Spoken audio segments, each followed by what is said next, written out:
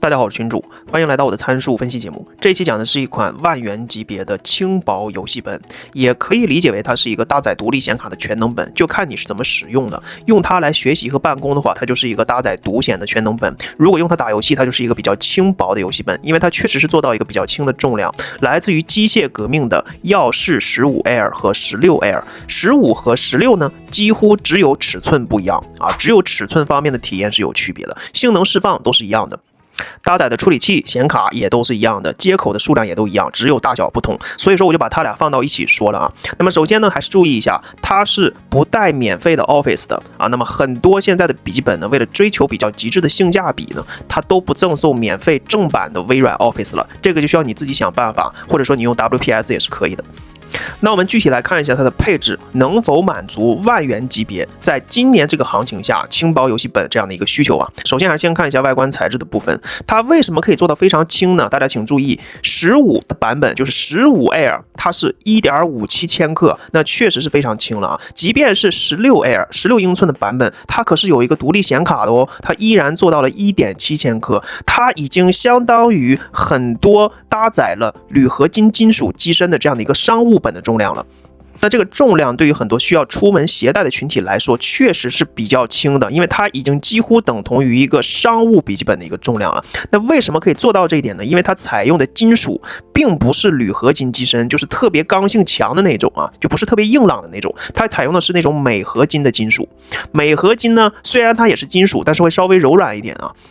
那么它这次会把这个镁合金也用在了一个游戏本上面，它是怎样用的呢？它是一个拼接的材质啊，它的 A 面和 D 面，也就是说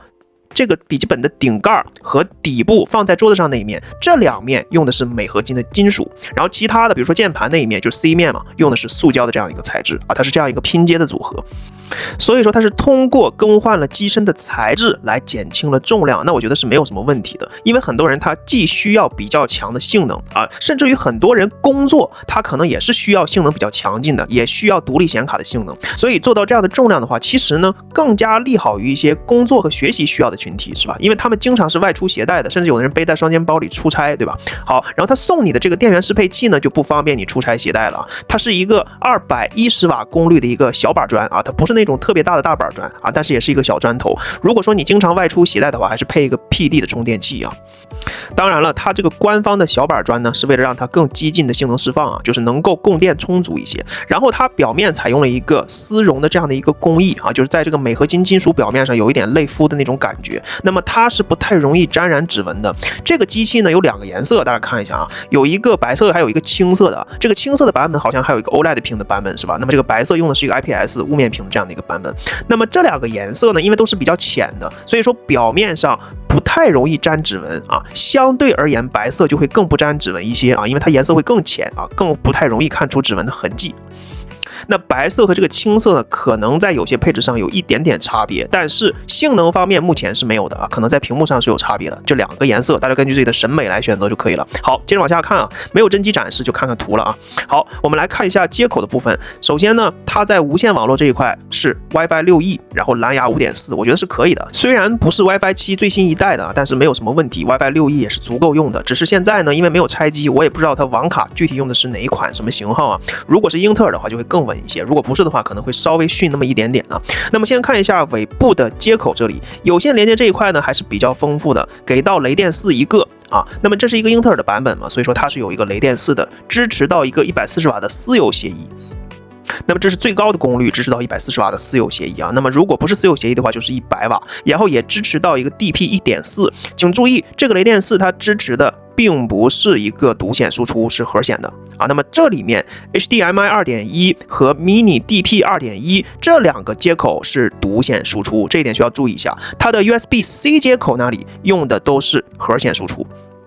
但是它的数量还是非常齐全的啊。然后电源的接口呢，也是在尾部这个位置啊，就是屁股那里的。那么这里说一下哈，既然提到屁股了，15 Air 的屁股呢要比16 Air 小一点啊。如果需要轻巧一点的话，希望看起来更加和谐美观一点，那么15 Air 的设计就会显得更加轻便利落一点啊。好，接着往下看，那么两侧的接口这一块呢，首先给到的是一个1000兆的 RJ45 的有线网口，然后这里看到了还有一个 Type C 的接口，也就是说它整机有2个 C 口，一个在尾部，一个在侧面。那么么这个 C 口也是一个全功能的，也支持 PD100瓦的充电，10G 速率的啊，这个就不是雷电接口了。雷电接口只有尾部那里有一个，也支持 DP1.4，也是核显输出啊。那么这一点要注意一下，就像我刚才说的，这2个 C 口，无论是雷电4还是这个 Type C， 都是核显输出，只有 HDMI 接口和那个迷你 DP 接口是独显输出的，这一点需要注意一下。那 Type A 接口呢，都是基本的 5G 速率了，3.5毫米的耳机耳麦2合1就不多说了，3个 USB-A 啊，数量还是可以的。那么整机就是3个 A 口，2个 C 口啊，有线网口啊，单独的电源接口，迷你 DP 还有 HDMI， 基本上是比较齐全的，无论是办公还是游戏的需求都能够满足了。请注意，16英寸也就是16 Air 和15英寸的15 Air， 它俩的接口数量都是一样的啊，也就是说15英寸的版本也能够做到如此齐全的接口数量，它甚至比很多16英寸的笔记本的数量还要齐全。那么这一点我觉得还是给的比较到位的，这算是一个好评啊。好，接下来说一下屏幕的部分。那么这款机器它的屏幕有2个版本，一个是 LCD 的版本，一个是 OLED 屏的版本。其中 OLED 屏的版本呢，还加了抗反射涂层啊，虽然说加了抗反射，但不是完全没有反射啊，这一点还是说一下，它只是减少了反射。那么 OLED 屏版本可能大概率只会在青色上面才有啊，这个白色的版本可能是只有 IPS 雾面屏的这个版本的啊。好，我们说回这个屏幕的其他参数呢 ，LCD 的版本呢，240赫兹的高刷啊，那么很好的一个游戏的一个电竞屏了。其实，那么有很多这种小尺寸的屏幕没有给到这么高的刷新率啊。那么这个机械革命的耀世15 Air、16 Air 都是做到了240赫兹的，这个刷新率打游戏是肯定没有什么问题了，100%的 P3 的广色域的屏幕。2K 级别的分辨率啊，就是 2K 屏啊，500尼特这样的一个亮度，也都是非常主流。今年最新一代的这种屏幕，16:10的比例也没有任何毛病啊，而且色准还做了一个高色准，还有潘通认证，就是人物的肤色呢，就是会还原的更准确一些啊。也就是说，这个机器也能够胜任一定的图像处理的工作。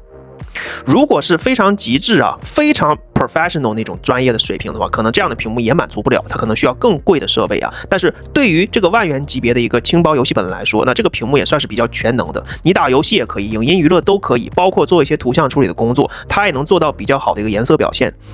所以说我就说了啊，它不仅仅是可以打游戏的啊，因为减轻了重量，反而利好于很多工作学习需要的人群。那比如说即将要上大学的，家里条件还可以的啊，能出9500啊、18000这样的一个预算的这样的选手，家长愿意花这个钱买一个性能强一点的笔记本的话，那机械革命这一款呢，确实可以满足啊。你是拿来学习也好，做图也好啊，包括打游戏都是可以满足。好，接着往下看，那么在这个摄像头的这个位置呢，就是说屏幕上方这里，它的摄像头是有一个物理拨片的，就是说可以把摄像头给挡上。如果你怕别人偷窥破解的话，是可以把这个摄像头挡上的。但是你挡上之后啊，它这个红外人脸解锁就用不了了啊。它这个1080P 的摄像头呢，它是有红外人脸识别这样一个功能的，你一挡上就不能够人脸解锁，因为这个机器是没有指纹识别的啊，只能人脸解锁。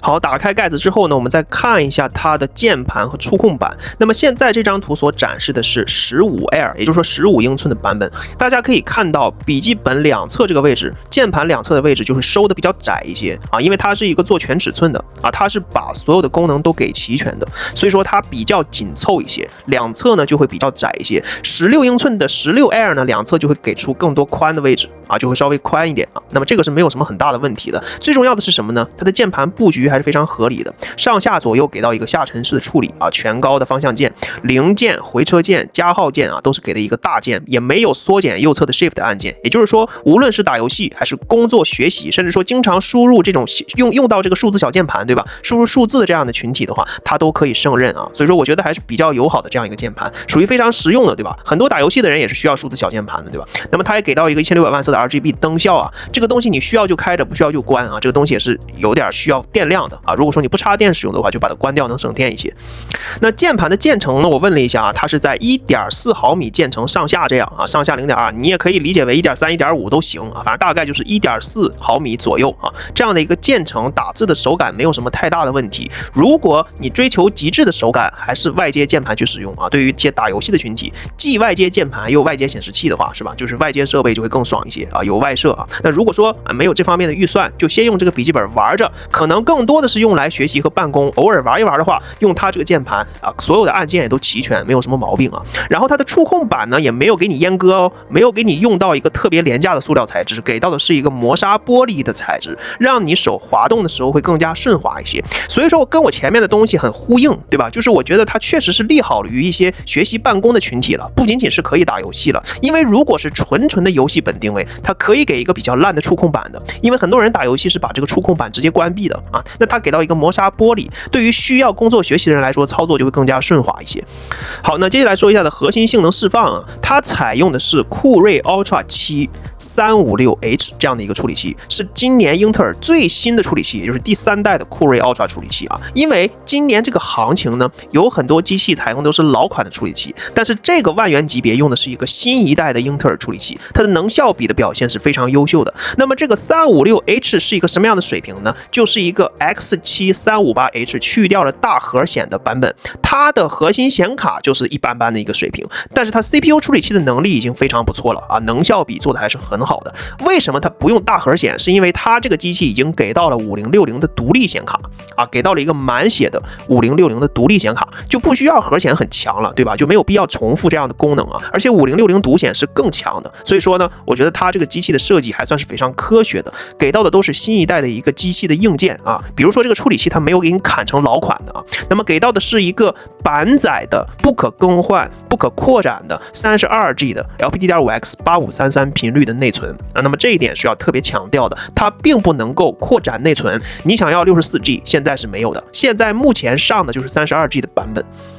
那我不知道这个机器会不会有后续，比如说有很多工作的人专业需求发现，哎，这个本子比较轻巧啊，所以说很多专业的像工程师啦选了这样的一个笔记本，是吧？那用来制图什么的，那么可能5060对他们来说也够用了啊，就用它就可以了。那么如果这样的人用户增加的话，机械革命会不会考虑直接出一个64G 的版本呢？也不好说，对吧？因为现在内存确实价格是很高的，成本是很高的。那么这个板载不可更换的内存呢，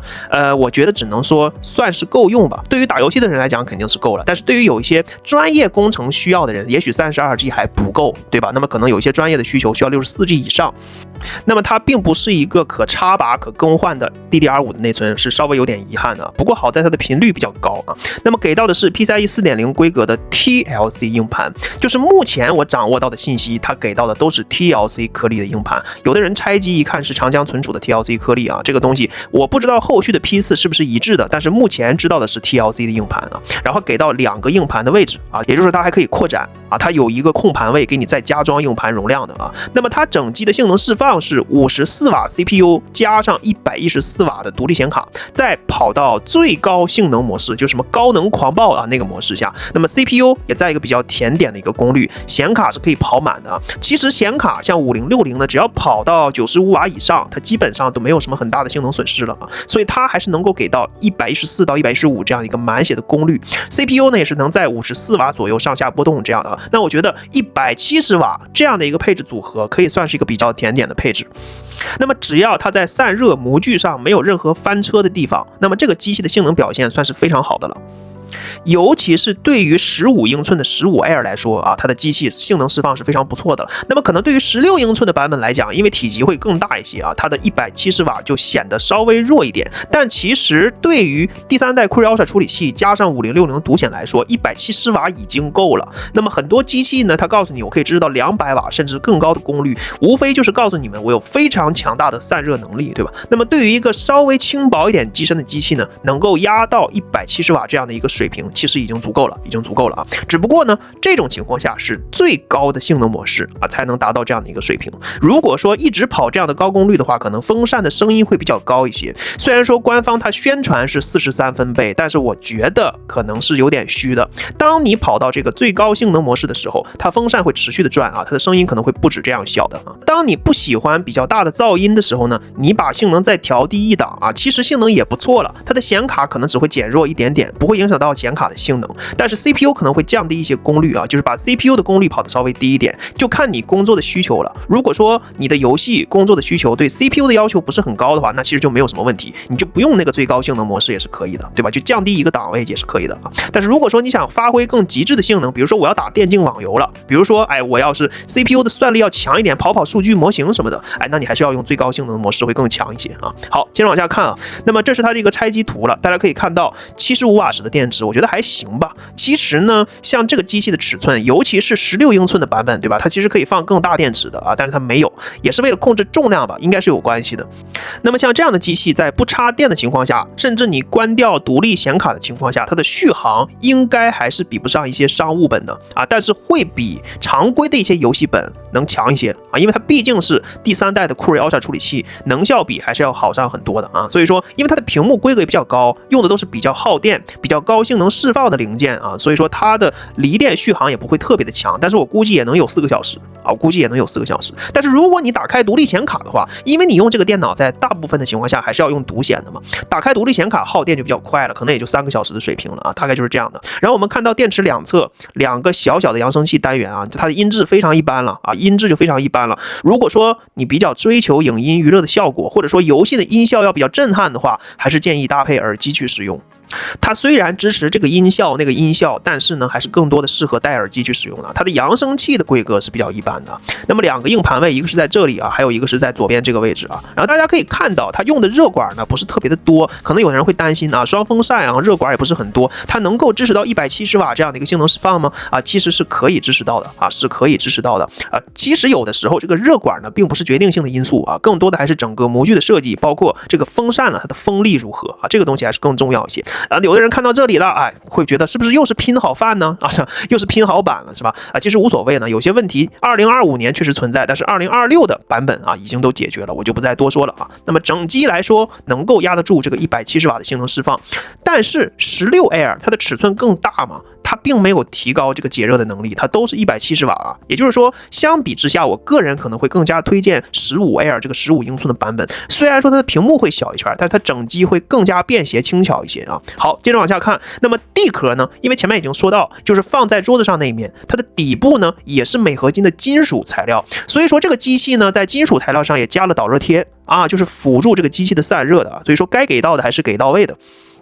好，那最后说一下这个机械革命的保修啊，它主要的零件和小零件都给你保2年啊。有的品牌呢售后服务网点非常的多，但是小零件只会给你保1年。机械革命呢是大零件、小零件都给你保2年，然后电池呢都是跟别的品牌一样，都是保1年的啊。那我觉得它的售后服务现在都是什么顺丰的，对吧？也是比较方便的。不喜欢往外跑的话也可以，但是如果说你想要更好的售后服务，比如说它的维修的这个水平，对吧？可能各个地区参差不齐，那你可以把它寄到有1线城市的售后服务网点啊，也许会更好一些啊。那这是很多人总结出来一个经验，我也不知道靠不靠谱啊。好，那关于这款机械革命的耀世15 Air、16 Air 啊，也是前段时间刚刚发布的产品啊。那我一看呢，今年这个行情也都是万元这样的一个级别了。如果有学生优惠的话，可能可以做到9500这样，是吧？那么还是要注意一下哈，它是不带免费的正版微软 Office 的，需要自己想一下办法了，好吧？那希望这个视频能对你们有所帮助，可以给我点点赞、点点关注，我们下期节目再见。